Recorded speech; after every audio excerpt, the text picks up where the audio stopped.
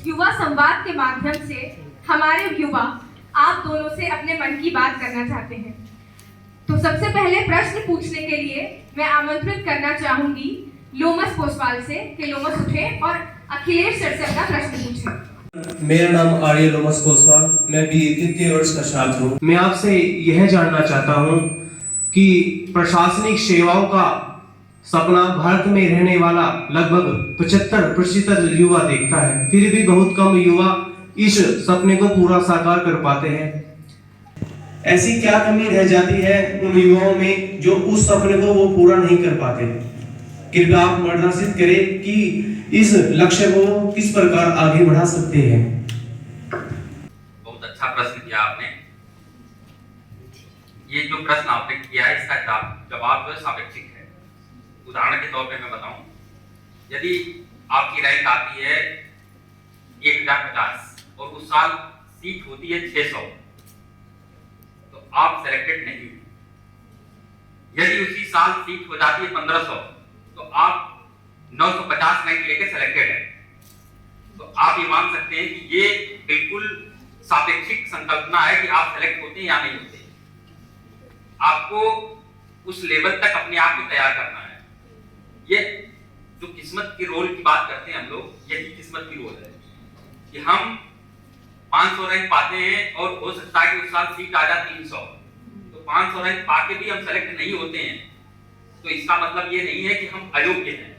जो 500 रैंक ला रहा है जो बच्चा, वो योग्य है, लेकिन वो दुर्भाग्य की बात है कि उस साल सीट 300 हो गई, इस वजह से उसका सिलेक्शन नहीं हुआ। यदि सीट 800 हो जाती तो वो सेलेक्ट हो जाता। तो आपने जो प्रश्न किया कि ये बच्चे जो फेल कर जाते क्या वजह होती है, मैं ये मानता हूं कि कुछ लोग 10 लाख लोग फॉर्म अप्लाई करते हैं यूपीएससी में, उसमें लगभग 1 लाख बच्चे होते हैं जो सीरियसली इसकी तैयारी करते हैं। बाकी 9 लाख लोग तो कुछ लोगों को ये लगता है कि फॉर्म अप्लाई कर दो, हो सकता है किस्मत से मेरा सिलेक्शन हो ही जाए। वो सीरियस नहीं होते क्योंकि सबको पता है कि अटेम्प्ट हमारे हैं, मिले हैं, 100 रुपए का फॉर्म आ रहा है, अप्लाई कर दिया, लेकिन वो सीरियसली बिल्कुल नहीं है।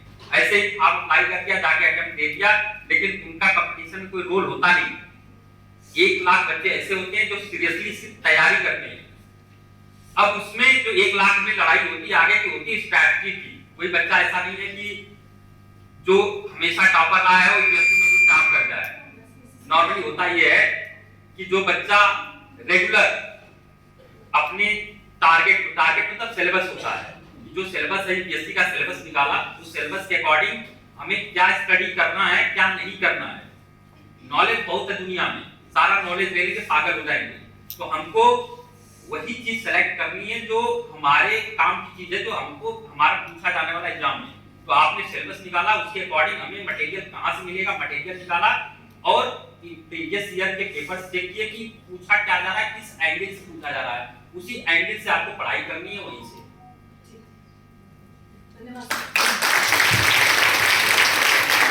धन्यवाद सर।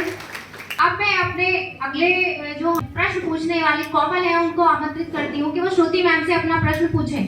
जय हिंद महोदया, जैसा हम सब जानते हैं कि प्रशासनिक सेवा विशेष रूप से यूपीएससी के लिए लगभग 1 साल का समय लगता है।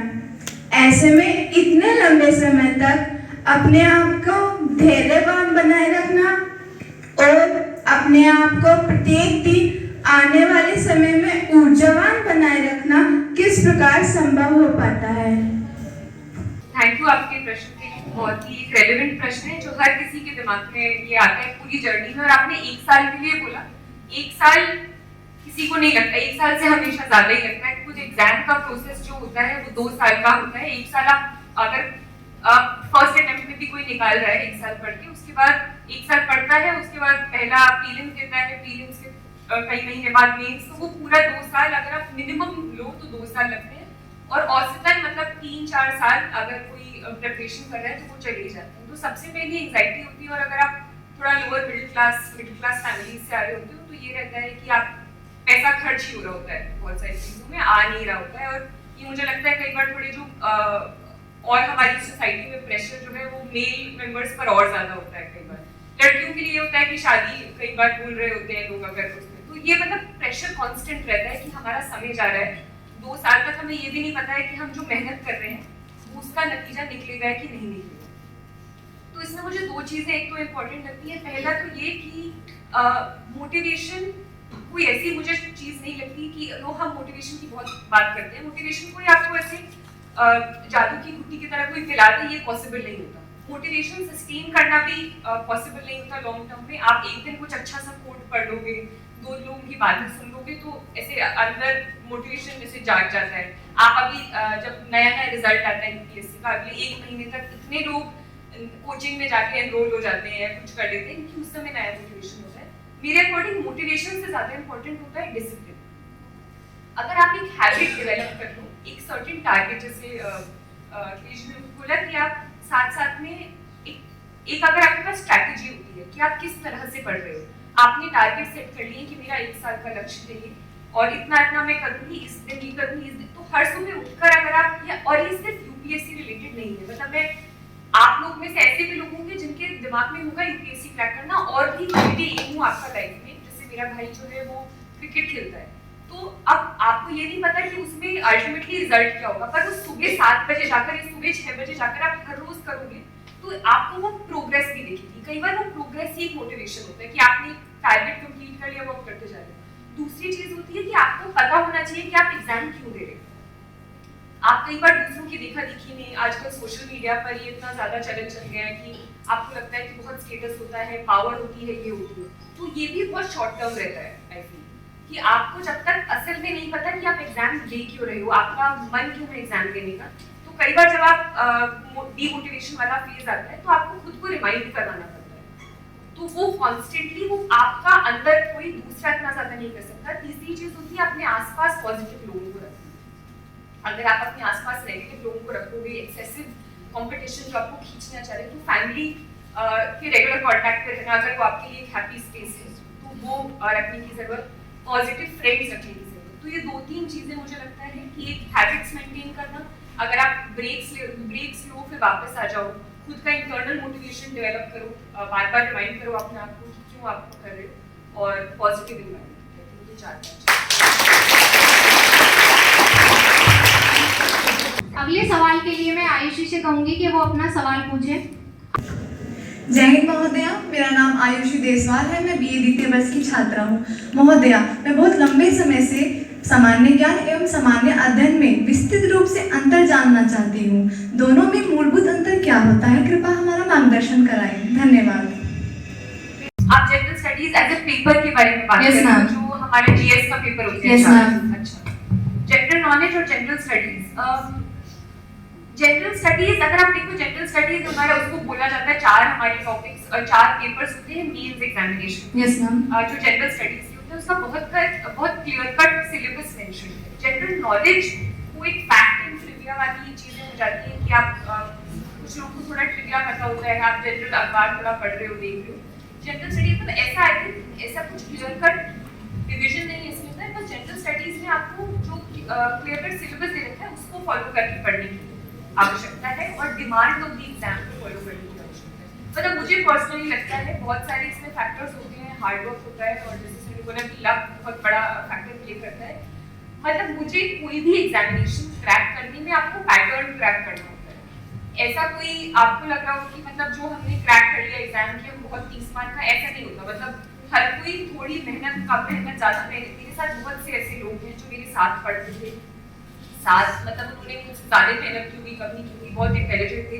उनसे मैंने बहुत सारी चीजें सीखी जो मैंने अपने आंसर राइटिंग में इनकॉर्पोरेट की, पर उन लोगों का नहीं हुआ समझ और उसमें उनकी योग्यता का कहीं से कहीं तक लेना देना नहीं। बहुत सारी चीजें और भी मैटर करती है। बस एक पैटर्न को क्रैक करना कि जनरल स्टडीज में आप बैठकर देखें कि ये 5 चीजें हैं जो आप हिस्ट्री उठाकर देखें। कई बार प्रॉब्लम क्या होती है ना, हमें शुरू से एक आइडिया ऐसे रहता है कि बहुत हर किसी के दिमाग में यूपीएससी का एक अलग वो रहता है कि सब कुछ जानना होता है, यूपीएससी जो पढ़ रहे हैं उनको सब कुछ मतलब पता होना चाहिए। तो आप सिर्फ एक बड़े से उसमें पढ़ने के बजाय एक स्ट्रैटेजी लेकर चलोगे, एक फोकस लेकर चलोगे जो पूछा गया है। जैसे हिस्ट्री में जो 2 लाइन लिखी हुई है उसमें सिलेबस में, या फिर पॉलिटी में ऐसे सेल्फ हेल्प ग्रुप का एक वो था, मुझे याद है GS1 में सोसाइटी के 4-5 पॉइंट्स थे जो लोग ढंग से नहीं देखते थे और क्वेश्चंस हमेशा उन्हीं के अराउंड आते थे। तो आपका मतलब मैं उस क्वेश्चन को थोड़ा मोल्ड करने की कोशिश करूंगी कि जनरल स्टडीज की तरह के लिए पढ़ना कैसे है। तो उस कॉन्टेक्स्ट में आप सिलेबस और प्रीवियस ईयर क्वेश्चन पेपर्स को एज अ गाइड यूज करें। प्रीवियस ईयर जो टॉपर्स हैं, मैं पर्सनली करती थी, मैं उनकी आंसर कॉपीज देखती थी। मैं सिर्फ मेंस के बारे में बात करूँ, प्रीलिम्स तो मुझे लगता है आजकल अजीब सा ही पेपर हो गया है, तो उसके लिए कितना भी पढ़ो कम पढ़ो कोई फर्क रहता है। उसके लिए मुझे लगता है प्रैक्टिस करने की जरूरत है। पर प्रीवियस ईयर क्वेश्चन पेपर्स और सिलेबस, इन दोनों चीजों को सबसे पहले देखना चाहिए। मुझे किसी भी चीज को पढ़ने से पहले इन चीजों को एज अ गाइड मानोगे तो आई थिंक आपका जो एफर्ट्स है वो ज्यादा स्ट्रीमलाइन हो जाएगा। धन्यवाद मैम। मैं आमंत्रित करना चाहूंगी प्रज्ञा को कि वो जो प्रश्न सर से पूछना चाहती थी वो पूछ लें।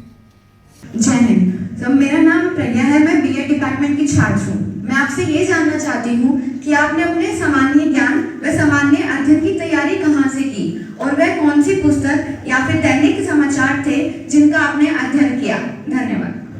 सामान्य अध्ययन और सामान्य ज्ञान, आपको क्या लगता है कि सामान्य ज्ञान कहीं से पढ़ने वाली चीज है? मुझे ऐसा नहीं लगता। मुझे ऐसा लगता है कि सामान्य ज्ञान ऐसा ज्ञान है जो सामान्य है, सभी इंसान को आना चाहिए। जैसे उदाहरण के लिए समझिए कि हमारे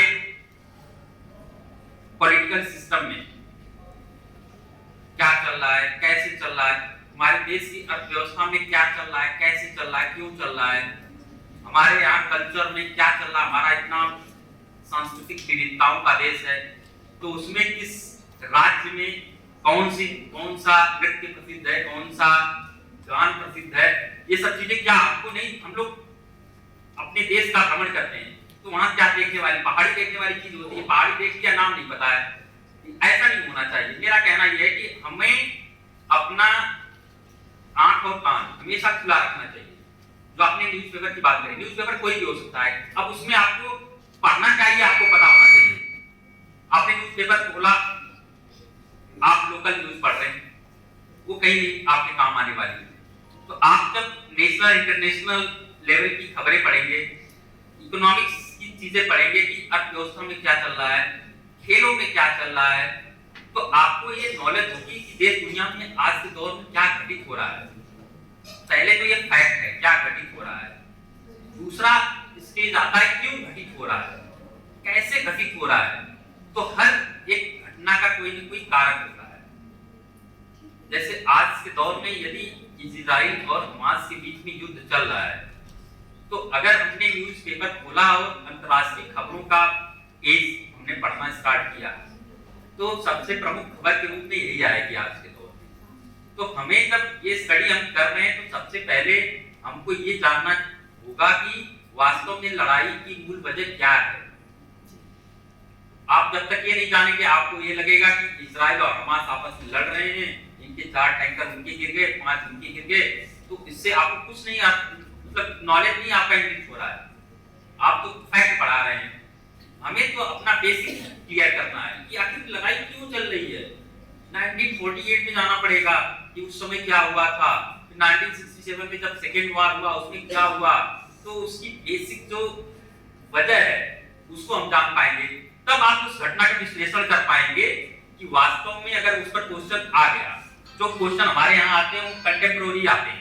यूपीएससी के मेंस, जैसा मैम ने बताया, मेंस का जो पेपर आता है उसका एक पार्ट आता है कॉन्सेप्ट बेस्ड कि आपको उस चीज की समझ है अथवा नहीं है। दूसरा पार्ट कंटेम्प्रोरी आएगा, आज की घटनाओं से उसको कोरिलेट करेंगे।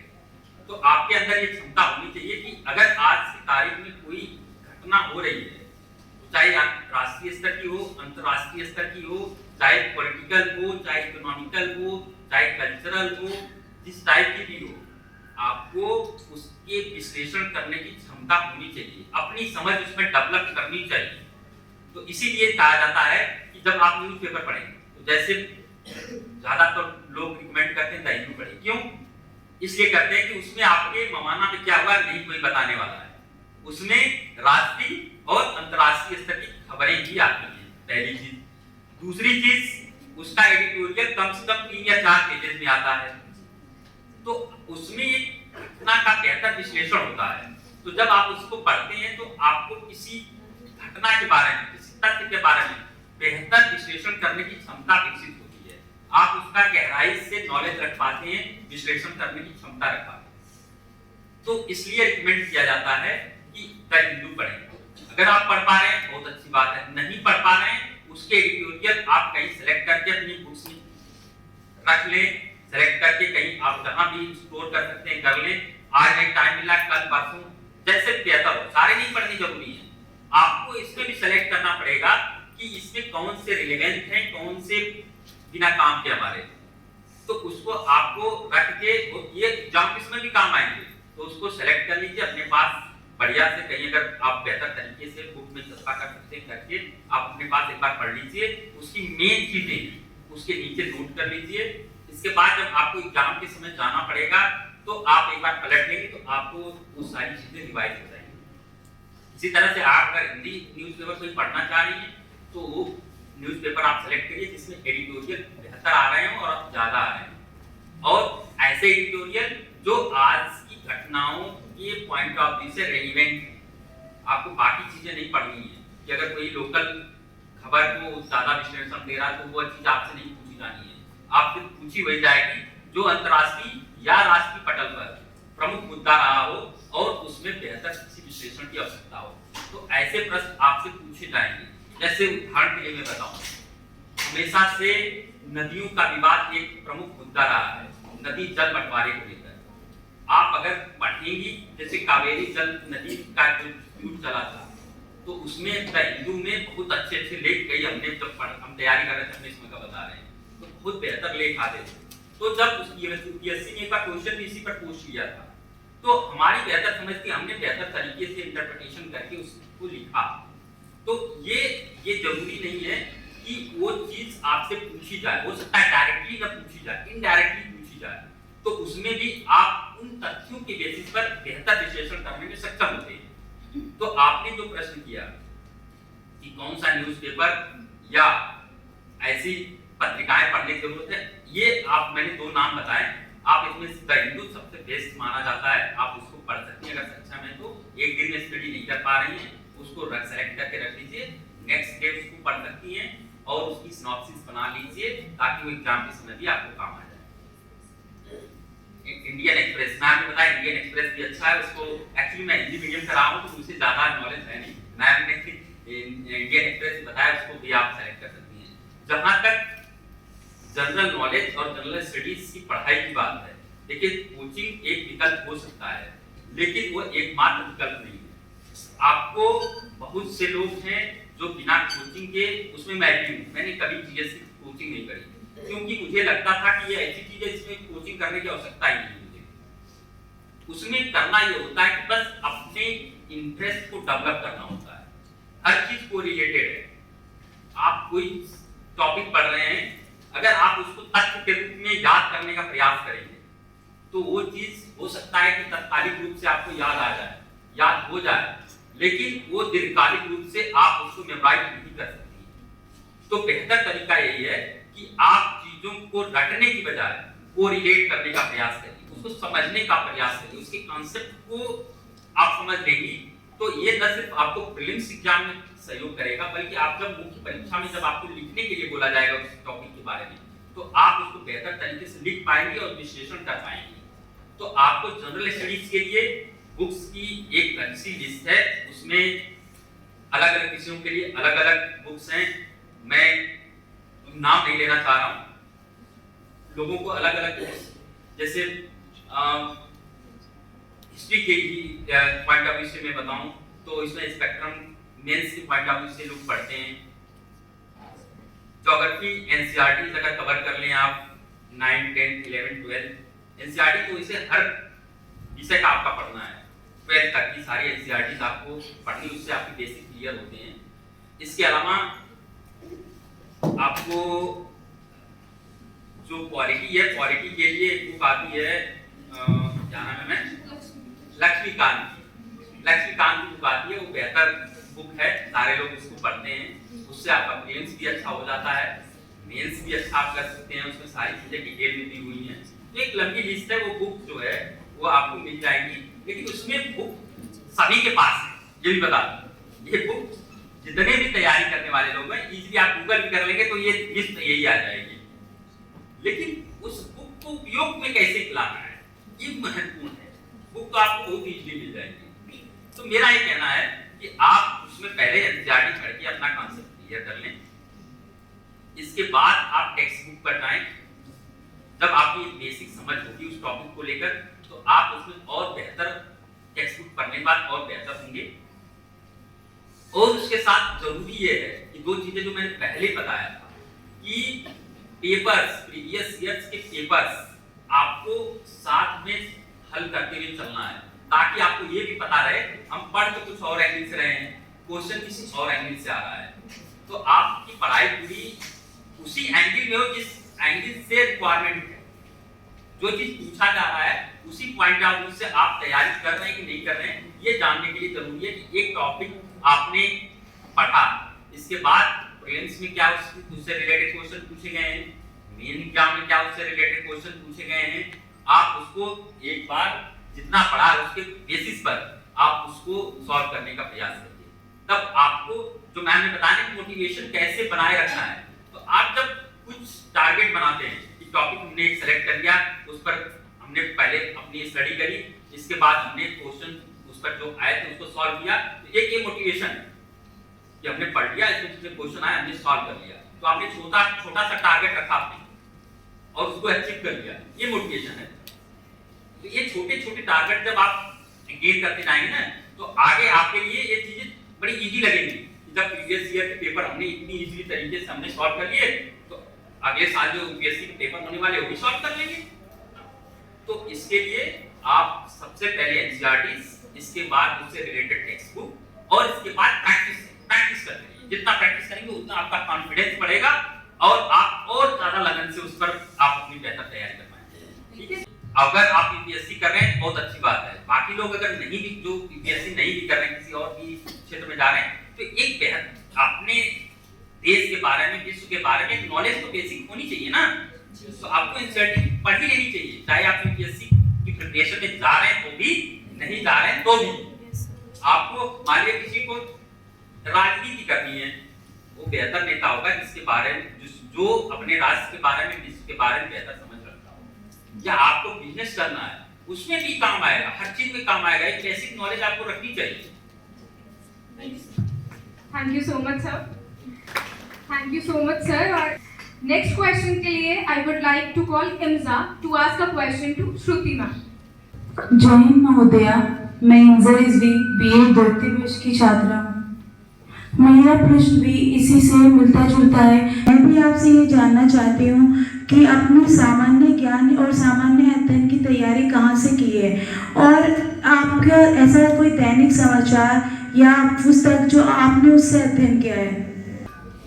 इसका काफी विस्तृत उत्तर अभी Yes, है। ma'am. ये रेपिटेशन हो जाएगा अगर मैं बोलूंगी, तो मतलब कोई एमएससी वही वो है। और जैसे बोला गया, जैसे आप पढ़ते हो वो ज्यादा इंपॉर्टेंट है। स्ट्रैटेजी बनाए, किताबें आप कोई भी उठा ले, जो मेन वो मार्केट में अवेलेबल है। पर एक ये और बस मैं एडिशन करना चाहूंगी कि बहुत ज्यादा चीजें एक सोर्स के लिए मतलब एक टॉपिक के लिए एक ही सोर्स रखें, क्योंकि इतना वास्ट है ये सिलेबस, इतना बड़ा है सिलेबस कि आपके लिए रिवीजन बहुत इंपॉर्टेंट है। कई बार आप जब एक्चुअली, आप लोग अभी 11वीं 12वीं में, बीए में, जब आप एक्चुअली करने शुरू करेंगे इसकी पढ़ाई, तो आप कई बार एक चीज पूरी बहुत अच्छे से पढ़ लेंगे, उसके बाद 1 महीने बाद जब उठाएंगे उसको तो ऐसा लगेगा कि जिंदगी में कभी नहीं पढ़ी। तो ये बहुत हर किसी के लिए बहुत कॉमन है। तो रिवीजन बहुत इंपॉर्टेंट हो जाता है। अगर आपके पास एक टॉपिक के लिए 5 किताबें आप पढ़ रहे हो, उनका रिवीजन नहीं कर पाओगे। तो हर टॉपिक के लिए एक मेन सोर्स रखें, वैल्यू एडिशन के लिए उसमें ऐड करते रहें, इधर उधर से न्यूज़पेपर में कुछ अच्छा पढ़ा, पॉलिटी का वो ऐड करेंगे, पर मेन आपकी किताब वो लक्ष्मीकांत करेगी। आपके अलग नोट्स हो गए वो आपने उसमें ऐड करेंगे। हर चीज़ का एक सोर्स रखें। सोर्स वो आपका थोड़ा ऊपर नीचे भी हो सकता है, कोई किसी चीज़, जैसे इकोनॉमिक्स के लिए कोई श्रीराम आईएएस के नोट्स यूज करता था, कोई कुछ और करता था, पर आपके बेस क्लियर होनी चाहिए, फाउंडेशन क्लियर होना चाहिए। कोई कॉन्सेप्ट नहीं समझ में आ रहा है, पॉलिटी, इकोनॉमिक्स वगैरह, जैसे प्रीलिम्स आजकल बहुत टफ होता जा रहा है बोर्ड में, उसमें भी अगर आपके बेस जो सब्जेक्ट्स हैं पॉलिटी और इकोनॉमिक्स, आई थिंक उसके अंदर आपके कॉन्सेप्ट्स अगर क्लियर है तो आपके एटलीस्ट वो वाले क्वेश्चंस पक्के सॉल्व हो जाएंगे। जो जनरल नॉलेज में इधर उधर आ रहे हैं, जो रैंडमली हो सकते हैं, वो आप डील कर लोगे। ये हर किसी के लिए वो सेम है। पर आपको कॉन्सेप्ट, अगर आप कुछ पढ़ रहे हो किताब में, अगर प्योर टीचर से समझ लो, जब तक बैठेगा नहीं दिमाग में वो उड़ जाएगा थोड़ा सा। तो बस यही है, एक सोर्स रखिए, बाकी जो सोर्सेज हैं वो ऑलरेडी डिस्कस हो चुके हैं। एक चीज मैं जनरली बोलना चाह रही थी, आप बैठ जाओ। Thank you. जो जनरली बोलना चाह रही थी कि यहाँ पर कितने 11th 12th के कितने बच्चे हैं? रेज योर हैंड बेटा। अच्छा, ये 11th 12th के हैं, BA first year, second year, third year. अच्छा, और बीए के अलावा कोई है यहाँ पर इंजीनियरिंग कोई कर रहा हो? मैनेजमेंट से हो गया। अच्छा, मैनेजमेंट, ठीक है। तो ये भी आप समझ लें कि हर किसी के अलग अलग लेवल्स होते हैं मतलब पढ़ाई के, जो कुछ भी ना। अभी 11वीं और 12वीं वाले बच्चों से तो मैं बोलूँगी कि आप थोड़ा चिल करो, मतलब अभी इतना स्ट्रेस लेने की कोई जरूरत नहीं है, क्योंकि इतना मतलब आपका ना बहुत ग्रुएलिंग एग्जाम होता है, आपका मतलब दिमाग खप जाता है पढ़ने में। तो अगर शुरू से ही आप बिल्कुल अपना 100% डेवलप करें ना, 11 से बैठकर आप बिल्कुल यूपीएससी की सारी चीजें पढ़ लो, आप जब तक एग्जाम देने का टाइम आएगा आपका मन ही उठ जाएगा उससे। आपका एक, इसलिए लोग कई बार जो बोलते हैं कि फर्स्ट अटेम्प्ट सेकंड अटेम्प्ट आपका सबसे स्ट्रॉन्ग अटेम्प्ट होता है, क्योंकि आप ना उस समय में 1-2 साल लगाकर 100% दे रहे होते हो। उस पॉइंट के बाद थोड़ा एक लेथार्जी आ जाती है चीजें। तो आप बीए 11th 12th में, BA first year second year में, मैं आपसे बोलूँगी आप अपने जो भी सब्जेक्ट्स पढ़ रहे हो उन पर फोकस करो। नॉलेज जो है, और ये सिर्फ यूपीएससी से रिलेटेड नहीं है, जनरली लाइफ रिलेटेड है, जैसे सर ने भी बोला कि आप जानने के लिए चीजें जानो। सब्जेक्ट स्पेसिफिक नॉलेज बहुत इंपॉर्टेंट होती है। मैं पर्सनली बताऊं, ऑल्दो मैंने शुरू में कहीं ना कहीं दिमाग में था कि यूपीएससी क्रैक करूंगी, पर मैंने बीए हिस्ट्री लिया था अपने 12th के बाद, और उसके लिए था क्योंकि मुझे हिस्ट्री बहुत पसंद थी, और मैंने ग्रेजुएशन में फोकस किया कि मैं अपना सब्जेक्ट पढ़ लूँ। थर्ड ईयर सेकंड ईयर मैंने कोचिंग लेनी शुरू की थी, वो भी मेरी इतनी काम नहीं आई थी, क्योंकि मेरा फोकस इसी पर था, थोड़ा अपना ग्रेजुएशन पर था। तो आपकी जो सब्जेक्ट स्पेसिफिक नॉलेज होती है वो बहुत काम आती है। तो हमेशा जो ज्ञान होता है या नॉलेज होती है उसको आप इंस्ट्रूमेंटल तरीके से देखो कि ये मैं इसलिए पढ़ रहा हूँ क्योंकि एग्जाम क्रैक करना है। उससे वो बहुत सारे, आप कभी ढंग से उस चीज को समझ नहीं पाओगे, आप इसलिए पढ़ो क्योंकि उसमें आपको मजा आ रहा है, मतलब तो आप अपने, और वो आपके दिमाग में भी बैठेगी तो एक्चुअली एग्जाम में काम आएगी, क्योंकि आपके कॉन्सेप्ट्स क्लियर हो जाएंगे। तो जो भी आप सब्जेक्ट पढ़ रहे हैं उसको थोड़ा डेप्थ में जाकर अच्छे से पढ़ें, और 11th 12th ग्रेजुएशन ये समय होता है आप और भी चीजें एक्सप्लोर करें। आप पढ़े तो नहीं, अपनी पर्सनालिटी थोड़ी डेवलप करें। स्कूल में अगर कुछ कॉम्पिटिशंस हो रहे हैं, डिबेटिंग हो रही है, या आपके वाद विवाद हो रहे हैं, तो भाषण प्रतियोगिताएं हो रही हैं, उनमें पार्टिसिपेट करें। इससे आप और भी आपस में करंट अफेयर्स, जैसे बोलते हैं करंट अफेयर्स, आपने अफेयर्स कैसे पढ़ा, हम बहुत सारे लोग तो हम पेपर पढ़ते थे फिर हम डिस्कशन करते थे उस पर बैठकर, और बहुत हीटेड डिस्कशन हो जाते थे, और उसमें ऐसी ऐसी चीजें निकल कर आती थी वो बाद में हम आंसर्स में भी लिख रहे होते थे। तो कोई भी चीज को आप अच्छे से पढ़ोगे अपने स्कूल टाइम में तो वो दिमाग में बैठ जाता है। तो यही मैं बोलूंगी 11th 12th और बीए फर्स्ट ईयर सेकंड वाले एक अपने हैबिट डालने अखबार पढ़ने, वो आपको हेल्प करेगी। तो एनसीईआरटी थोड़ा स्किप कर सकते हैं, अखबार पढ़े, और बाकी जो प्रॉपर प्रिपरेशन है वो थर्ड ईयर के बाद, थर्ड ईयर में आप थोड़ा ट्राई कर सकते हैं।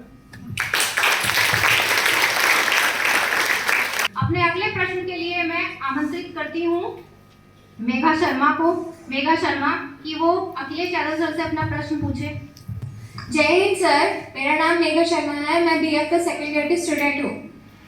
मैं आपसे आपकी पारिवारिक पृष्ठभूमि के बारे में विस्तार से जानना चाहती हूँ, और यह भी जानने के लिए उत्सुक हूँ कि आपके परिवार में आपको यहाँ तक लाने के लिए सर्वाधिक योगदान किसका रहा है?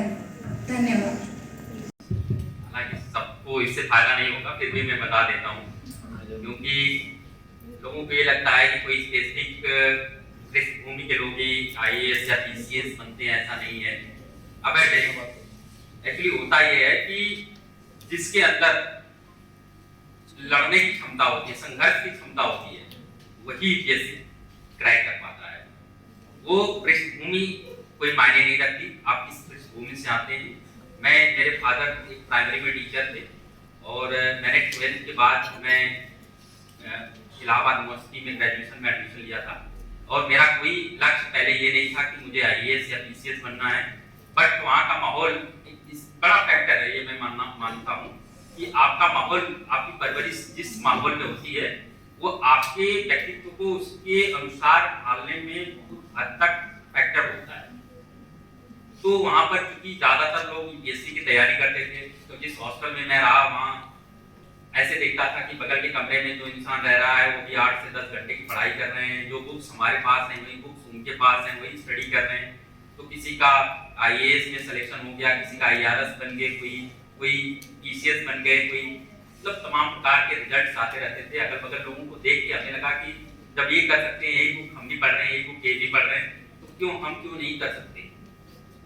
तो एक वो माहौल डेवलप होता है। माहौल का प्रभाव ये होता है कि एक बार हमने पहली बार जब मैं अटेम्प्ट किया था IAS का नहीं किया था, UPPCS का दिया था, तो उसमें ऐसे क्वेश्चन गलत कर दिए थे कि लोग कहते थे ये तुमको नहीं आता, ये तो इस बुक में यहाँ पे लिखा हुआ है, ये तो बहुत इजी प्रश्न था, तुमने गलत कैसे कर दिया। तो अपने आप को ये फील होता था कि अरे सारे लोग हमारे 6 सीनियर हैं, 6 की 6 सही करके आए क्वेश्चन, तो हमारा गलत कैसे हो सकता है। तो मुझे ये फील हुआ कि नहीं, हम उस प्रश्न को पढ़े तो बट वो लाइटली पढ़ लिया था कि नहीं ठीक है, उसमें हमें कंफ्यूजन हो गया। तो आपको जब स्टडी करनी है तो हमें दिमाग में ये लेके चलना है कि कुछ क्वेश्चन ऐसे होते हैं कि उनको पढ़ना नहीं होता, निगलना होता है कि बिल्कुल ये तो आना ही आना है, इसको तो इस हिसाब से हमें पढ़ना है। और कुछ क्वेश्चन होते हैं कि इसको पढ़ लेते हैं, मे भी आ सकता है या हो सकता है मे भी न भी आए। तो सबसे पहला उद्देश्य ये था कि हर टॉपिक में जो टॉपिक डिफाइन हमारे सिलेबस में, उसमें यदि हमसे लिखने के लिए बोला जाए तो मैं 200 वर्ड्स किसी भी समय लिखने में सक्षम हूँ। पहले हमें ये अपनी कैपेसिटी डेवलप करनी है, इतना हमें नॉलेज होना चाहिए कि किसी भी टॉपिक पर जो यूपीएससी का सिलेबस में लिखा हुआ है, अभी हम बोल रहे हैं कि इस टॉपिक पे आप 200 वर्ड्स लिखिए, तो आपको वो कीवर्ड्स आने चाहिए। अब यूपीएससी करता क्या है, वो जो है पैटर्न बस चेंज करता है, क्वेश्चन पूछने का तरीका बदलता है। हमारे जो कीवर्ड्स रहते हैं वही हमको मैनिपुलेट करके लिखने होते हैं। तो हमको उस माहौल से ये ज्ञान हुआ कि आपके अंदर क्षमता है, आपके अंदर रिसोर्सेज हैं, बट उस क्षमता का रिसोर्सेज के अकॉर्डिंग कैसे हम डेवलप करें, ये एक माहौल होता है। आपके सीनियर होते हैं, आपके मेंटर होते हैं, वो बेहतर तरीके से बता देते हैं कि इतनी मोटी बुक है, उसमें पूरे तो रटने की जरूरत नहीं है, आप इस चीज पर फोकस करो। आप आंसर राइटिंग कर रहे हो, आप आंसर राइटिंग में कोई टॉपिक पे हमें इतना नॉलेज होता है कि हम सोचते हैं पूरी बुक आती है हमको, पूरा हम क्वेश्चन आंसर पेपर जो मिला है हमें आंसर शीट, उसको भर दें उसी से। आप सपोज करिए किसी में अगर 10 मार्क्स का कोई क्वेश्चन है तो आपने बहुत अच्छा लिख दिया, तो क्या 10 में 10 मिलने वाले? नहीं मिलने वाले। बहुत अच्छा लिख दिया आपने, 10 में 8 मिल जाएंगे। और आपने एक बेहतर करने के चक्कर में 2 क्वेश्चन छोड़ दिए 10 मार्क्स के, तो आपके 20 मार्क्स जो है ऐसे गायब हो बिना कुछ किए। तो इतना ज्यादा आपको लिखना होता है मेन एग्जाम में कि आपको सारे क्वेश्चन अटेम्प्ट करने का प्रयास करना है। तो आपको ये चीज भी ध्यान में रखनी है कि हमें क्या छोड़ना है, क्या लिखना है। सपोज करिए कि 1857 की क्रांति के बारे में क्वेश्चन आ गया, हर बच्चा बहुत उसके बारे में पढ़ा होता है, बहुत नॉलेज होती है। अब क्वेश्चन इस टाइप से थोड़ा स्पेसिफिक नहीं पूछा, उन्होंने टिप्पणी कीजिए लिख दिया 1857 की क्रांति के बारे में टिप्पणी कीजिए, बहुत इसमें लिखने की गुंजाइश है, आप चाहे तो इसमें किताब लिख सकते हैं। तो अब आपको इसमें निर्णय लेना पड़ेगा कि इतने 200 शब्दों में हमें जवाब मांगा गया है और क्वेश्चन इतना ब्रॉड दे दिया, तो इसमें क्या चीज लिखनी है, क्या छोड़नी है, ये क्षमता विकसित करनी पड़ेगी। आता तो हमें बहुत कुछ है, लेकिन हमें इस क्वेश्चन में क्या लिखना है जो 1857 की क्रांति का मूल हो, वो उसका मर्म हो। उसको लिख देने पर पूरी 1857 क्रांति के बारे में कोई जो इंसान आपकी कॉपी चेक कर रहा है वो जान जाए कि क्या है। तो आपको ऐसी प्रैक्टिस करनी है कि हर क्वेश्चन के बारे में कुछ न कुछ हमेशा लिखने की क्षमता है, और यदि उसमें बहुत ज्यादा नॉलेज हो गए तो उसको 200 शब्दों में समेटने की भी क्षमता है। ये क्षमता हमें विकसित करनी पड़ेगी। तो ये जो है ये माहौल का प्रभाव होता है।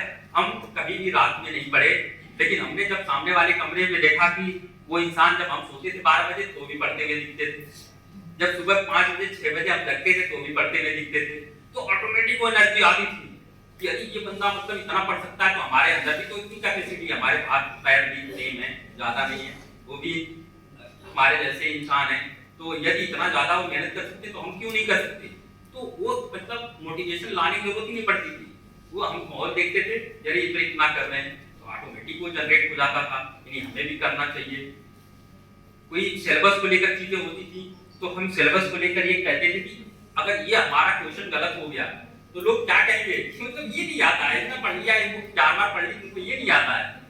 तो एक माहौल जो होता है ना वो पॉजिटिव होना चाहिए, निगेटिव नहीं कि सामने वाले को कैसे पीछे करना, ये नहीं, हेल्प करने वाला कुछ होना चाहिए कि नहीं आपको ये इस टॉपिक में दिक्कत हो रही है। जैसे कोई आपका फ्रेंड हो गया, साइंस का स्टूडेंट हो गया, आप साइंस पढ़ रहे हैं, आप मानविकी के स्टूडेंट हैं, तो आपको हेल्प कर दे कि नहीं आपको अगर डीएनए नहीं समझ में आ रहा है कि कैसे उसकी हम क्वेश्चन आएगा तो लिखेंगे, तो आपको समझा दिया, तो जो काम आपको 4 बार पढ़ने पर होना चाहिए था वो एक बार में समझा दिया, आपका काम से क्लियर हो गया। इसी तरह से आपका काम होना चाहिए, आप मानविकी के स्टूडेंट हो, साइंस में उसको हिस्ट्री नहीं समझ में आ रही है तो आपने किसी चीज को आपने बेहतर समझा, आपने उसको बता दिया, तो जो चीज वो 4 दिन में पढ़ के समझता वो 1 घंटे में समझ गया। तो ये जो है ये हेल्प होती है, तो इससे एक पॉजिटिव माहौल बनता है और जो चीजें आप ज्यादा समय में सीख सकते हैं वो बेहतर कम समय में आप बेहतर समझ पाते हैं। और इससे एक और अच्छी चीज होती है, निगेटिविटी नहीं आती है। होता क्या है कि हम लोग जो है एक तैयारी करते हैं, पूरे दिन पढ़ लिया, फिर आप जो है आपके दिमाग में कुछ डाल दिया कि वो 1 लाख स्टूडेंट बैठेगा, इतना हमारे बगल में है तो वो तो जो टेस्ट सीरीज हुई थी उसमें हमसे 20 नंबर ज्यादा पाया था तो उसका होगा, हमारा क्यों होगा। तो इतनी निगेटिविटी हमारे माहौल में रहती है, तो हमारा उद्देश्य होना चाहिए कि निगेटिविटी आने ना दे, पॉजिटिविटी आए या ना आए अलग चीज है, लेकिन निगेटिविटी ना आए, क्योंकि हर बच्चा अपने आप में यूनिक होता है, हर एस्पिरेंट अपने आप में यूनिक है। हो सकता है कि जो टेस्ट सीरीज में हमेशा टॉप कर रहा हो परीक्षा में पास कर पाए और एवरेज रहने वाला स्टूडेंट कर जाए, ठीक है। तो इन चीजों को अपने पास नहीं भटक देना है कि नहीं हमारा होगा नहीं होगा तो क्या करेंगे, ये सब सारी चीजें, क्योंकि जैसा मैंने बताया कि 2 साल आपके लिए गोल्डन पीरियड है, उसमें आपको 100% देना है और आपने अगर ये तय कर दिया कि हमने अपना 100% दे दिया तो मैं नहीं मानता हूं कि आपका सिलेक्शन नहीं होगा, वो तो हो ही जाएगा। लेकिन आपको इस चीज का ध्यान देना है कि आपके अंदर ये बात में पीड़ा ना रहे कि नहीं हमने तो पूरे दिल से पूरे एनर्जी के साथ तैयारी नहीं करी थी, कर देना तो मेरा हो जाता।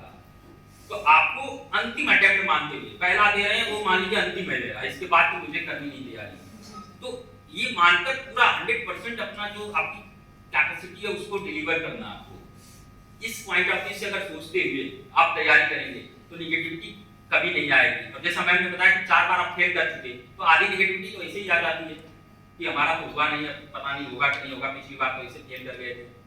तो उसके लिए बहुत बड़ी जिज्ञासा की जरूरत होती है कि वो बहुत बड़ा आदमी होता है कि 4 बार फेल होने के बाद भी उतनी आत्मविश्वास बनाए रखता है कि नहीं पहले 4 बार फेल हूं लेकिन फिर भी क्रैक करके छोड़ूंगा।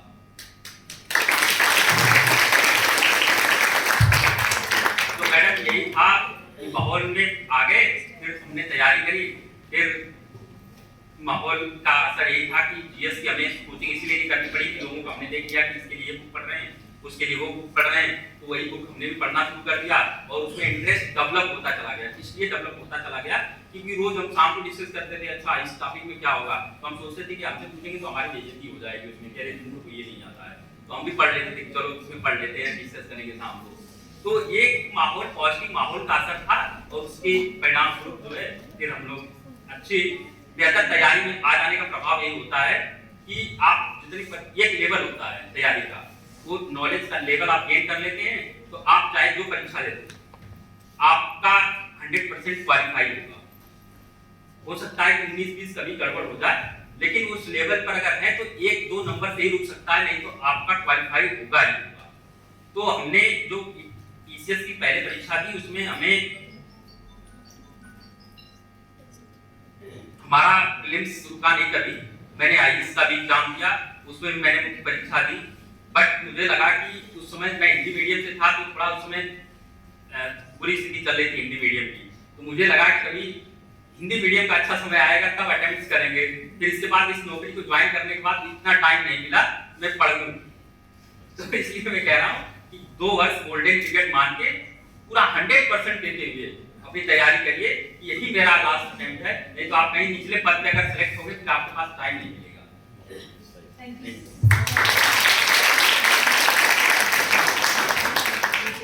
Thank you so much, sir. And to conclude sir's answer, sir, to ask the next question to Shruti ma'am, I would like to call Anu. जय हिंद महोदय, मैं अनु नागर बी तृतीय वर्ष की छात्र हूँ। महोदय, जब आपको पता चला कि आपको यूपीएससी में ऑल इंडिया रैंक 1 है तो यह आपको किसके द्वारा पता चला? और साथ ही साथ मैं यह जानने के लिए भी अति उत्सुक हूँ कि क्या आपको आपकी यह रैंक पहले से अपेक्षित थी? अपनी अनुभूति से हमें अवगत कराएं। धन्यवाद। जहाँ तक पता चलने की बात है, मैं खुद ही कई दिनों से ना जब रिजल्ट आने वाला होता है तो खबरें फैल रही होती है कि आ जाएगा रिजल्ट, आ जाएगा रिजल्ट। तो वो कई दिन से चल रहा था और उस दिन फाइनली था कि चलो बहुत दिन अब डिले हो गया है, आज तो आएगा ही। तो वो लगातार जो है वो रिफ्रेश वाला बटन दबाए जा रहे थे उस वाले पेज पे, अब आएगा अब आएगा। आई थिंक रफली 12 बजे के समय हुआ था और वो आया। और ये मैंने पहले से सोचा था कि ये भी दिमाग में चलता है कि नीचे से देखिए लिस्ट या ऊपर से देखिए लिस्ट, तो वो उसकी नौबत ही बड़ी। तो जैसे ही वो खुली लिस्ट तो वो दिख गया था। तो वो उस समय आप नहीं होता, मतलब कोई भी नहीं सोचता है, मुझे लगता है, पता नहीं कुछ लोग सोचते हो कि ये रैंक आएगी, मेरे दिमाग में तो कभी नहीं था ऐसे कि ये रैंक आ जाएगी। तो उस समय तो वो प्रोसेस ही नहीं होता। मैंने घर पे जो उस समय नानी थी और मम्मी थी उनको बताया था, तो उनकी खुशी देखकर थोड़ा ऐसे हिट करता है कि अच्छा ये लोग इतने खुश हैं, तो उससे बहुत खुशी मिलती है। तो वो मुझे बस एक सीन याद है जब मैंने अपनी नानी और मम्मी को बताया था और फिर फोन पे पापा को बताया था, पापा उसमें गए थे। तो वो तो रहता ही है रैंक का। जहाँ तक आपका ये है कि मुझे पहले से इस बात का इल्म था कि मिलेगी रैंक की नहीं, मुझे इस बार के अटेम्प्ट में, इससे पहले अटेम्प्ट में ऐसा हुआ था कि पता नहीं आप लोगों को पता है कि नहीं, वो कुछ किसी कारणवश, मुझे आज तक नहीं पता चला वो कैसे हुआ, कि मेरा जो मेंस का एग्जाम था उसका मीडियम बदलकर हिंदी हो गया था। जो मेरे 5 पेपर थे जीएस के और एसए के, वो मुझे एग्जाम से 2 महीने पहले पता चला कि मेरा इंग्लिश मीडियम रहा है हुआ, तो हिंदी मीडियम में मेरा उसमें लिखा गया था। वो एक बार बहुत कोशिश की गई उसको बदलने की, 10 जगह जाकर वो किया गया, पर एक बार वो लिख गया तो लिख गया। तो मुझे डाक में पता चला कि मेरा हिंदी मीडियम है, तो मैंने 2 महीने लगकर हिंदी में वो किया जितना भी कर सकती थी।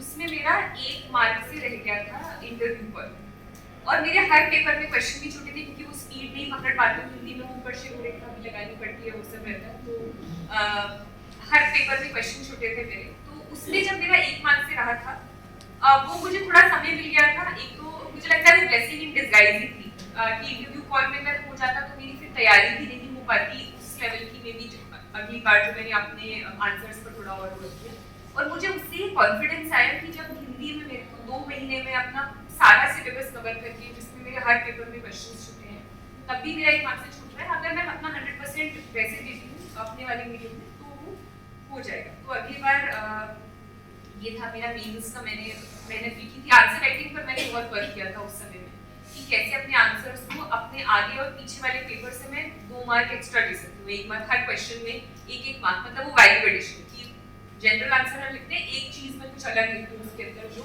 पहले और आखिरी वाले जो नेक्स्ट वाला जो इंसान होगा उसके पेपर में नहीं लिखती। तो इस चीज पर मैंने फोकस किया था।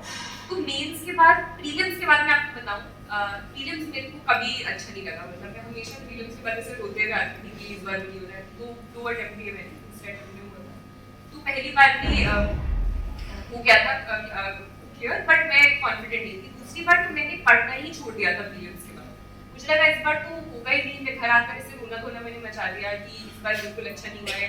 अब वो जो कीज होती है, हर कोचिंग इंस्टीट्यूट अपनी कीज निकालता है जब प्रीलिम्स निकलती है कि ये सही आंसर है, ये गलत है। तो उसके अकॉर्डिंग मेरा नहीं बन रहा था कट ऑफ। मुझे लग रहा था कि इस बार इतनी नीचे तो नहीं जाएगी जितना मेरा बन रहा था।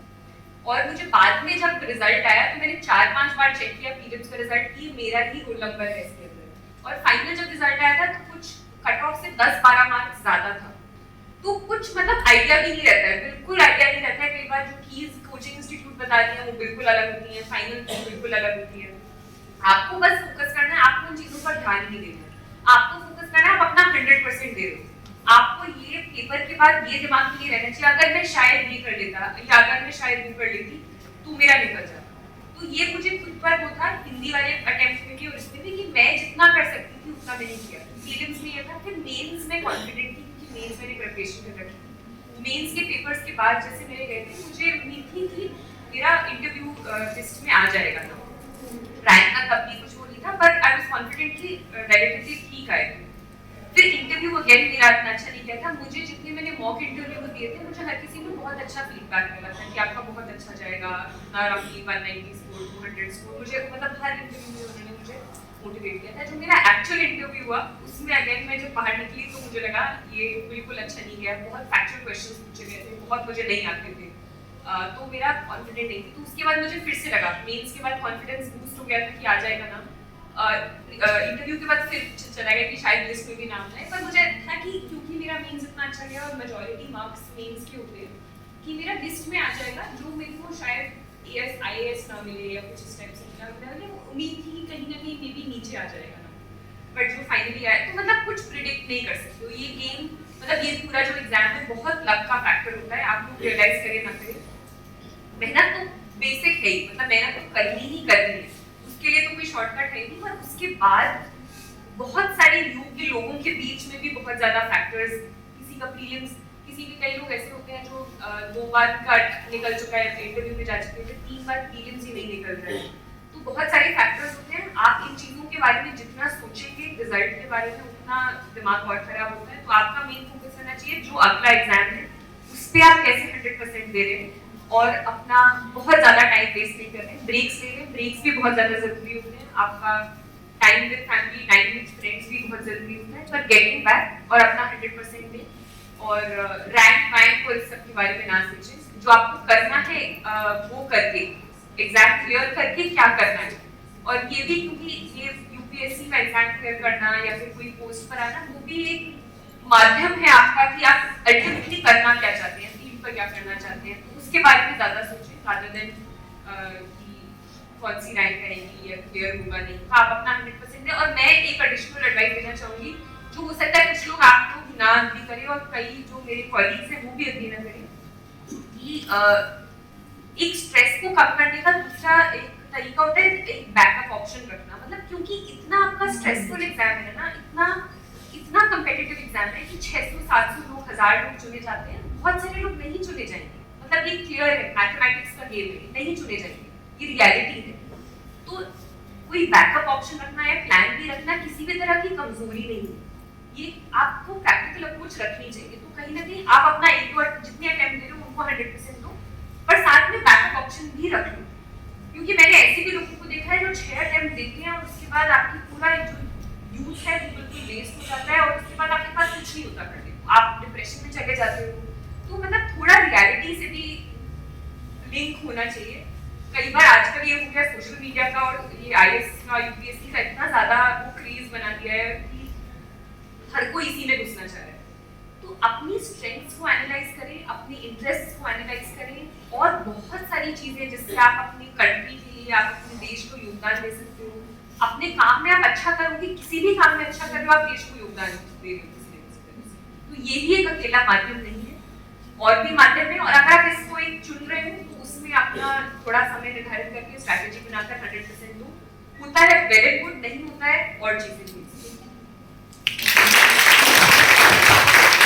एंड मैं सर से एक रिक्वेस्ट करना चाहूंगी कि जितने क्वेश्चंस हमारे स्टूडेंट्स आपसे पूछ सके और जितने आंसर्स आप उन क्वेश्चंस के माध्यम से दे सके, उसके अलावा अगर आप इन स्टूडेंट्स को कुछ ऐसी चीज, कोई ऐसा मोटिवेशन, कोई स्ट्रैटेजी, कोई और टिप अपनी तरफ से देना चाहें तो प्लीज सर।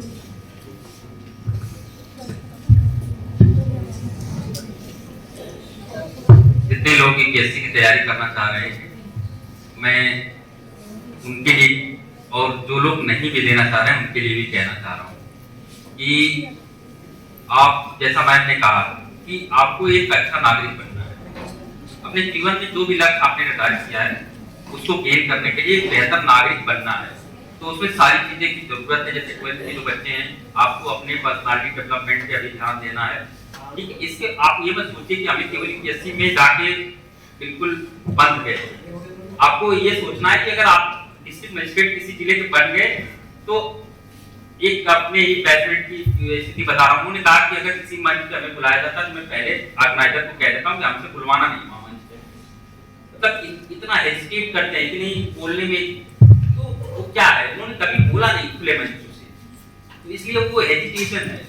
कुछ लोग होते हैं इतना इंट्रोवर्ट होते हैं कि मतलब पब्लिक के साथ, पब्लिक देख ली उनकी बीपी हाई हो गया, अरे इतना भीड़ आ गई अब क्या करें। आपको एक बेहतर इंसान बनना है, आपको आईएएस तो बनना है, इसके साथ साथ एक बेहतर इंसान भी बनना है। तो आईएएस बनना आपके जीवन का एक मुकाम, पूरा जीवन नहीं है, एक मुकाम है। इसके आगे जीवन बहुत आगे तक है, क्योंकि आप आईएएस बनेंगे, आईएएस के बाद कुछ चुनौतियां हैं, तो आप अगर एक बेहतर इंसान नहीं है तो उन चुनौतियों से फिर हारेंगे। तो आप अगर एक मजबूत इंसान बनते हैं तो आप इस परीक्षा में भी बेहतर करेंगे और आगे के जो आपको असाइनमेंट मिलेंगे उसमें भी आप बेहतर करेंगे।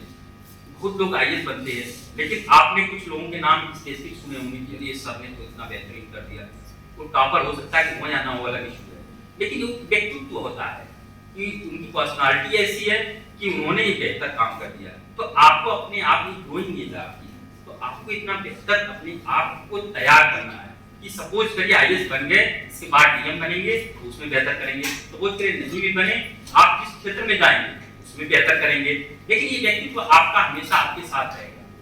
और कुछ चीजों पीएससी की जो बेसिक रिक्वायरमेंट है, हमें अपनी सोच उसके अकॉर्डिंग डेवलप करनी पड़ती है।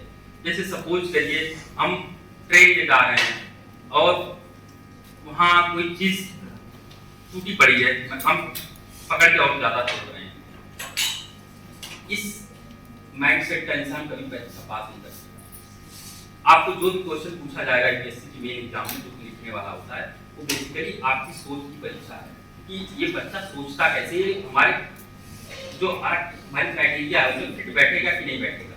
तो हमेशा आपकी पॉजिटिव सोच होनी चाहिए। वो क्वेश्चन निगेटिव भी पूछे, क्वेश्चन सपोज करिए आ गया कि भारत में जनसंख्या वृद्धि के कारण जो विकास के सारे प्रयास हैं वो विफल होते जा रहे हैं, तो भारत में जनसंख्या वृद्धि ही विकास न होने का सबसे बड़ा कारण है, मतलब एक नेगेटिव चीज।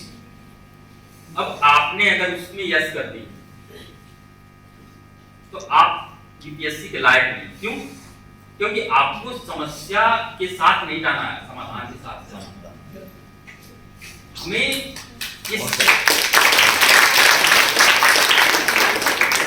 ये जो इतनी हमारे पास पॉपुलेशन है, ये हमारे लिए रिसोर्स है। अगर हम इसको बेहतर तरीके से ट्रेन करके बेहतर विकल्प उपलब्ध करा दें तो हमारे लिए एक विकसित भारत की जो संकल्पना है उसमें बहुत बड़ा इसका सहयोग हो सकता है। यदि हमने इनको छोड़ दिया, इनको ट्रेंड नहीं किया, ये बेरोजगार घूमते रहे, तो हमारे रिसोर्सेज से बाहर बन जाएंगे, जो रिसोर्स है वो खुद ही बाहर बन जाएंगे। तो अगर हमारी सोच ऐसी है कि हम इसको रिसोर्स के रूप में लेकर इनके बेहतर उपयोग की रणनीति बना लें और उससे हम राष्ट्र के लिए बेहतर चीज निकाल लें, ये हमारी रणनीति का हिस्सा है। हमारी सोच ये होनी चाहिए कि हम कोई चीज बेकार नहीं होती है, हमारी सोच पे डिपेंड करता है कि हम उसका उपयोग किस प्रकार से करना चाहते हैं। तो आपकी सोच हमेशा ये होनी चाहिए कि जो समस्या है, समस्या कहीं न कहीं से दो तरह से होती हैं। एक तो होती है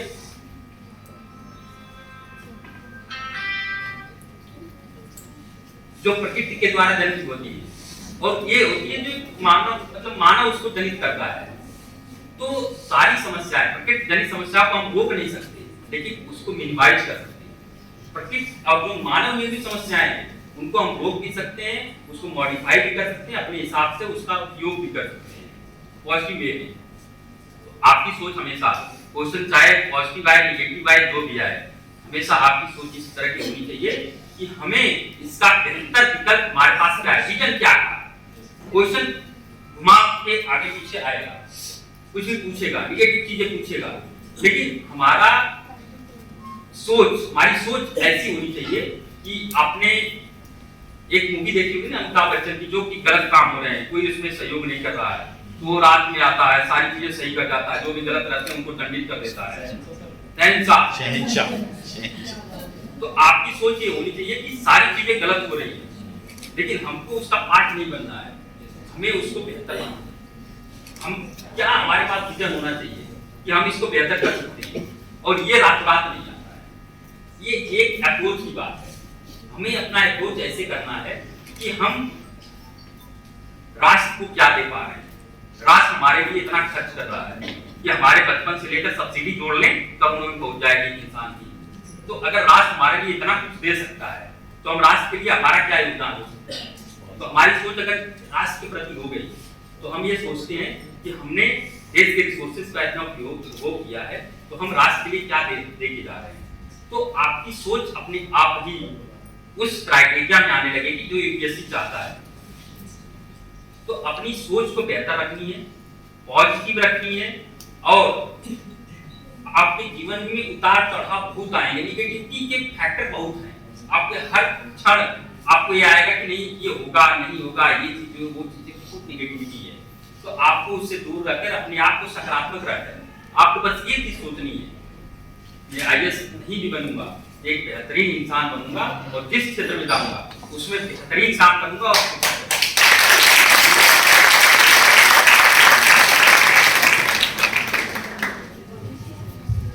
thank you so much sir, truly very inspirational. और जैसा कि सर ने कहा कि हर चीज की नेगेटिविटी ना देखकर आपको पॉजिटिविटी देखनी चाहिए। और मैं रिक्वेस्ट करूंगी श्रुति मैम से कि मैम प्लीज अगर कोई चीज हमारे स्टूडेंट से पूछने में आपसे छूट गई हो तो आप प्लीज स्टूडेंट्स का मार्गदर्शन करें प्लीज। दो तीन चीजें हैं जो शायद मैं बोलना चाहूंगी। बहुत कुछ बीच बीच में क्वेश्चंस के बीच में जो मुझे एक्स्ट्रा बोलना था मैंने बोल दिया है। पहली चीज तो ये कि आप लोग अभी स्पेशली मैं 11th 12th के जो बच्चे हैं उनसे बोलना चाहूंगी कि स्कूल जो है ये वाला समय आपका फिर नहीं है। तो अभी यूपीएससी तो अलग की बात है, ये एक टाइम है जो हमेशा याद रहता है। तो अच्छी आप इसमें मेमोरीज बनाएं, अच्छे अपने आसपास दोस्त रखें जो आपको और आगे बढ़ाएं, ना कि पीछे खींचे। और यही दोस्त, स्कूल के दोस्त भी आपको अल्टीमेटली आप कुछ भी बन जाओ वो ही याद रहते हैं। जो स्कूल में बच्चे थोड़ा आप अपनी अच्छे मेमोरीज बनाएं, अपनी पर्सनालिटी डेवलप करें। जो एक्टिविटीज हैं स्कूल में, चाहे वो स्पोर्ट्स हो, चाहे वो ड्रामेटिक्स हो, चाहे वो कुछ और हो, उस चीज में पार्टिसिपेट करें। अपनी हॉबीज डेवलप करें। ये एक समय होता है जब आपके पास समय भी होता है हॉबीज डेवलप करने का, और आगे चलकर आप काम जो कुछ भी कर लो आपको एक उससे हटने के लिए भी थोड़ा एक रेस्ट करने के लिए कोई चीज होनी चाहिए। और ये बहुत इंपॉर्टेंट चीज है जिनके बारे में हम शायद बात नहीं करते और इतनी इंपॉर्टेंस नहीं देते हैं, क्योंकि अल्टीमेटली लाइफ में आपको एम्बिशन एक चीज होती है, अल्टीमेटली पीस और हैप्पीनेस ही हर कोई चीज कर रहा होता है। और उन चीजों के लिए कई बार छोटी छोटी चीजें मैटर करती हैं। आपके पास बहुत कुछ हो जाता है पर वो चीजें नहीं होती। तो ये चीजें आप पहले से ही कल्टिवेट करके चलिए कि आपके काम के अलावा आपके पास एक चीज ऐसी होनी चाहिए जिस पर आप वापस आ सके अपने माइंड को रेस्ट करने के लिए। और स्कूल वो एक समय जब आप कर सकते हो उसको अभी से, पेंटिंग हो, कोई स्पोर्ट्स हो, राइटिंग हो, पोएट्री हो, कुछ भी हो, मूवीज का अगर आपको एक कल्टिवेट करना है, कोई हैबिट कल्टिवेट करनी है, सिर्फ ऐसे नहीं, मतलब ऐसे सिनेमा टाइप अगर आपको फिल्म कुछ भी, मतलब आप कुछ भी शुरुआत कर सकते हो। और आजकल तो इतना एक्सपोजर है चीजों का कि वो हर चीज अवेलेबल है और फ्री ऑफ कॉस्ट अवेलेबल है ऑनलाइन अगर आप चाहो। तो मैं आपसे ये कहूँगी हॉबीज अपनी डेवलप करें, अच्छी दोस्तियां डेवलप करें, जो भी पढ़ रहे हैं उस समय उसको अच्छे से पढ़ें। 11th 12th में आप जो भी पढ़ रहे हैं थोड़ा घर जाकर के कोई चीज जो कोई एक सब्जेक्ट है जो आपको पसंद है उससे थोड़ा अलग से जाकर पढ़ें। एक और चीज जो सैडली ये हर किसी के लिए हो रही है, हम लोगों के लिए भी हो रही है, सबकी वजह से हो रही है, फोन्स के कारण और सोशल मीडिया के कारण, कि हमारा अटेंशन स्पैन इतना कम हो गया है इंस्टाग्राम टिकटॉक इसके कारण, और कि हम पढ़ नहीं रहे बोर्ड्स की किताबों से के अलावा। तो पढ़ना मतलब पढ़ने से आपको ऐसी ऐसी चीजें, आप एक जगह बैठे हुए दुनिया की चीजों के बारे में जान जाते हो।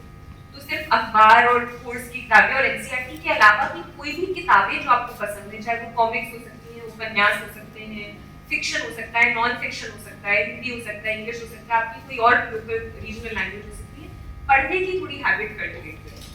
तो ये मैं हर किसी से बोलूंगी respective of UPSC, hobbies develop करें, रीडिंग शुरुआत करें कुछ छोटी किताबों से, पतली किताबों से शुरुआत करें। धीरे धीरे आपका मन लगेगा, इंटरेस्ट, ये नहीं कि भाई कोई बहुत सीधी कोई क्लासेस उठाओगे फिर उसके बाद कोई किताब ही नहीं उठाओगे। अगर कोई ऐसी बोरिंग सी किताब उठाओगे, शुरुआत करें कोई एक अच्छी किताब जो आपको अपने आसपास लोगों को थोड़ा पढ़ते हैं उनसे सजेशंस मांगे, ठीक है, ये तो 11th-12th के बच्चों के लिए।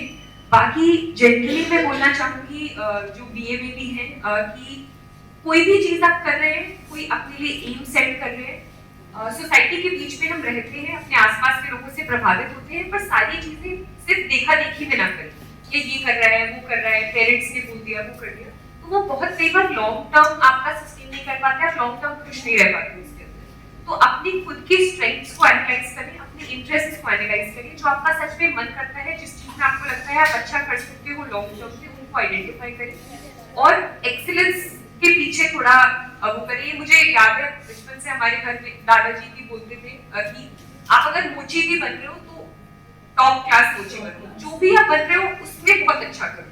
तो वो जो चीज है वो खुद आइडेंटिफाई करो और उसमें अच्छे से अच्छा करने की कोशिश करो। एक्सीलेंस आपका मेन एम होना चाहिए छोटी सी छोटी चीज में। तो आपके सामने जो टास्क है उसको आप 100% करो, चाहे वो छोटे, जैसे आप ये प्रोग्राम ही ऑर्गेनाइज कर रहे हो, कुछ भी कर रहे हो, तो उसमें ऐसा होता है ना, हम कई बार सोचते हैं ये तो छोटा काम है, ये बड़ा काम है, इस चीज में हम इतना ध्यान नहीं देंगे, उस चीज में ध्यान देंगे क्योंकि वो इम्पोर्टेंट है। पर एक चीज मुझे बहुत इम्पोर्टेंट लगती है, ये मैंने कहीं पढ़ी थी कि how you do anything is how you do everything. आप अगर एक छोटी सी चीज भी कर रहे हो, किस तरीके से कर रहे हो वो इम्पोर्टेंट है, और वही तरीका जो है बड़ी चीज में भी देखेंगे। आप जब बड़ी चीज करोगे सडनली आपके अंदर वो स्ट्रेंथ और वो एबिलिटी नहीं आ जाएगी वो चीज करने की। तो how you do anything is how you do everything. तो एनीथिंग यू डू उसको एक तरीका अपनाएं अच्छे से अच्छे करने का। और तीसरी चीज कि जो आपको मैटर करती है कि एम्बिशन और आपका एम जो होता है वो एक चीज होती है और आपका व्यवहार जो होता है वो दूसरी चीज होती है। और आपका जो पद है वो नॉट नेसेसरीली मुझे नहीं मैटर करेगा, आपका पद या मेरा पद आपको नहीं मैटर करेगा। मैं आपसे कैसे बात करती हूँ, कैसे आपसे बर्ताव करती हूँ वो मैटर करता है। तो always be kind to people around. अपने आसपास के लोगों को अगर हेल्प कर सकते हो तो करें, किसी भी तरह से कर सकते हैं तो करें। तो always carry kindness with you and all the very best for whatever all of you decide. Thank you so much, ma'am. Thank you so much, sir, once again. और इस युवा संवाद के थ्रू बहुत से बच्चों ने आपसे बहुत कुछ सीखा, बहुत मोटिवेट हुए और होपफुली इन सब चीज़ों को अपनी डे टू डे लाइफ में आप लोग कल्टिवेट भी करेंगे। Right, thank you so much, ma'am. Thank you so much.